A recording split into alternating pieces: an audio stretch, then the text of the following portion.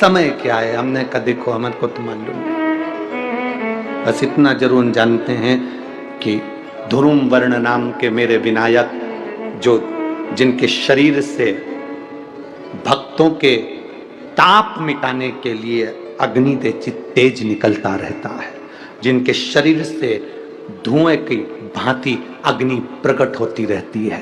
अग्नि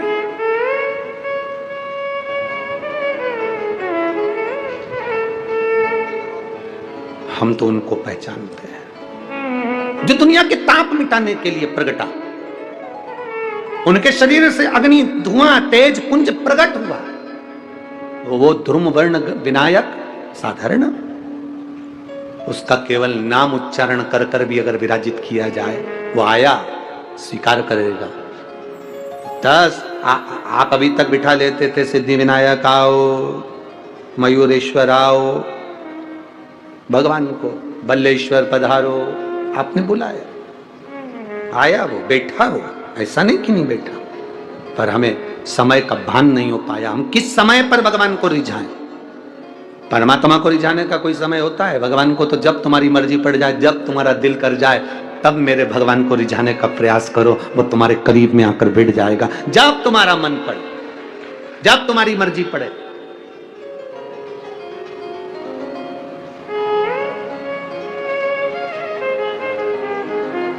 चतुर्थी का व्रत करने वाली जो माताएं होती हैं, जो चतुर्थी का व्रत करती हैं, आज भी चतुर्थी मान्य हो रही होगी, तो चतुर्थी का जो व्रत करने वाली होती हैं, जो चतुर्थी का पूजन करने वाली होती हैं, उनके भीतर का एक भाव होता है कि जैसे ही शाम का समय आए, चंद्रदेव का पूजन करें, चंद्र जब प्रकट हो जाए, कलश भर लिया, उसके नीचे आखा दाना रख दिया, चावल गेहूं जो भी आप रखते हो पूजन के लिए, ऊपर पात्र आदि रख दिया, जलाशय, फिर अपन ने घी का दिया लगाकर पूजन भी कर ली। तो जो चतुर्थी का पूजन करने वाली होती है, जो चतुर्थी का नियम व्रत धारण करने वाली होती है, बड़ी बड़ी चतुर्थियां करती हैं या उसका नियम धारण करती हैं, तो चतुर्थी का जो पूजन करती है वो किस चीज के लिए होता है? केवल संतान, पुत्र, परिवार, हमारा कुटुंब, हम जिस कुल में हैं, हमारा कुल वैभव की ओर बढ़े, संपदा की ओर बढ़े और उसकी आयु बढ़े, उसकी आयु बढ़े, वैभव बढ़े। बहुत ध्यान दीजिएगा महाराज, चतुर्थी की पूजन में जो आप आखा दाना रखते हो, गेहूं वगैरह कुछ भी जो रखते हो, उसकी बड़ी महत्वता होती है महाराज।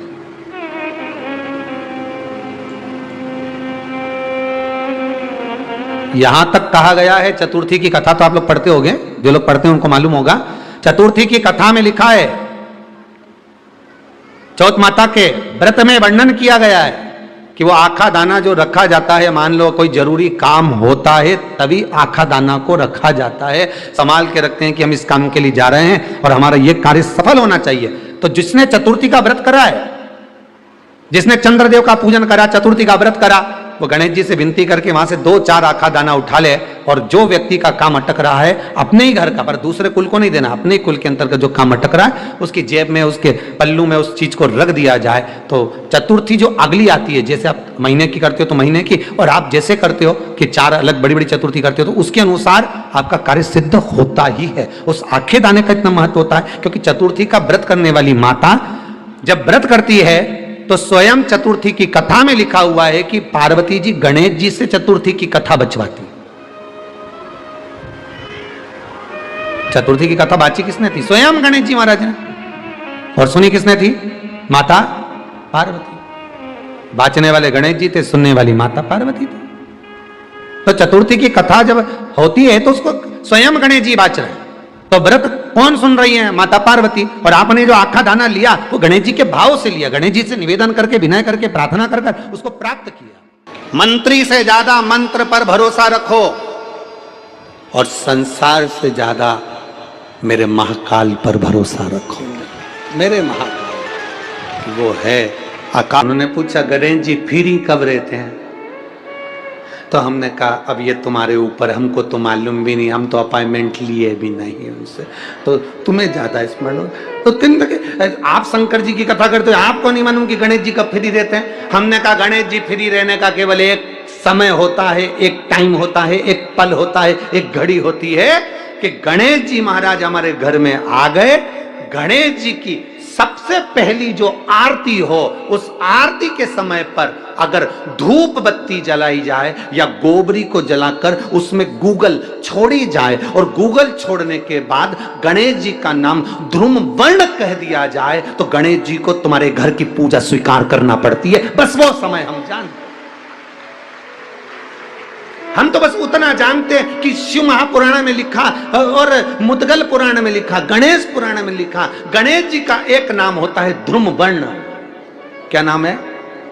ध्रुम वर्ण गणेश जी का एक नाम होता है। जब हम धूप जलाकर और धूप लगाने के बाद में गणेश जी की सबसे पहली आरती करने के पहले अगर हम सबसे पहली आरती गणेश जी की कर रहे हो, अपने घर में स्थापना कर रहे हो, बिठा रहे हो और तुम चाहते हो कि गणेश जी मेरे घर में आके मेरी पूजा को स्वीकार करें और जो मांगू मेरा गणेश मुझे दे 10 दिन के अंदर, तो पहला नाम लेकर पुकार लेना ध्रुम वर्ण विनायक, बैठो, बस काम हो गया। वो फ्री होकर आता है, वो बैठता है अलमस्तता में। पुरुष और स्त्री में एक अंतर है। पुरुष जब भगवान के मंदिर में जल चढ़ाता है, जल अगर चढ़ा रहा है तो वह अपने माता पिता, अपने नाना नानी को पार लगाता, दादा दादी को पार लगाता। और शंकर के मंदिर में अगर कोई स्त्री, कोई नारी, कोई लड़की, कोई कन्या, कोई बेटी, कोई माँ, कोई वृद्ध भी अगर शंकर के मंदिर में एक लोटा जल चढ़ा रही है तो वो अपना मायका और अपना ससुराल दोनों की 71 पीढ़ी को पार उतार देती है। और कितना सुंदर कहा माता पार्वती जी ने भगवान शंकर से अमरनाथ की गुफा में प्रश्न करते हुए कहा कि पुरुष भगवान की सेवा में लगे, भजन में लगे, मंत्र उच्चारण में लगे तो उसका फल पुरुष को प्राप्त होता है, पर अगर स्त्री, नारी अगर भगवान शंकर की आराधना में लगती है, शिव की भक्ति में लगती है, तो हे भोलेनाथ, उसका फल किस किस को मिलता है?